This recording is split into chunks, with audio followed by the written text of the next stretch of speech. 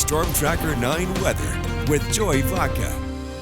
Folks, I'll tell you what, if you're tired of the fog, I have bad news for you. It's really not going anywhere, at least for the rest of the day. I mean, we're still dealing with it, and we really haven't warmed up throughout the valley. Things are starting to tick up in Roseburg. Let's hop on out and take a live look across the region. 35, so it's up a couple degrees from where we were just a bit ago. Florence still looking beautiful at 50 out there, but my, oh my, take a look at downtown Eugene. I mean, you can't even see these buildings just off in the distance. Roads still kind of backed up because visibility not great out there. It hasn't been all day, and it still really isn't. Take a look at the Beltline right now. I mean, things are really sunken in. You're talking about a thick layer of fog. It really hasn't gone anywhere all day. Now, as far as changes all day, well, temperature changes. This time yesterday, just as warm, or rather cold, down in Roseburg as it is right now. We're actually a degree cooler in Eugene. Things are warming up, though, on the coast, where it's set to be another beautiful day out there.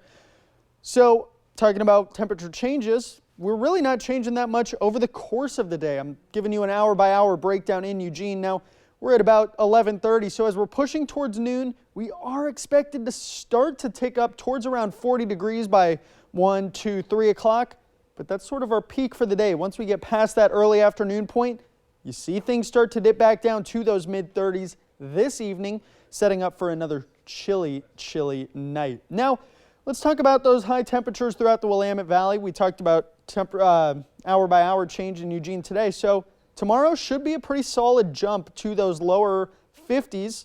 And then as we head into the weekend, you're going to see a jump to the mid-50s. But once we get over the weekend, we're dipping back down into the mid and then low 40s to start your week next week. Your 7-day forecast will show a bit what I'm talking about. Now, that temperature change is kind of coinciding with a rain chance that we're seeing in Western Oregon. The thing is, as you can see out on the coast, we're seeing a slight chance as early as tomorrow. We were expecting that to work its way inland, but it's not looking to be the case. It is going to break up before it gets there. We're expecting a biggest chance of rain on Saturday.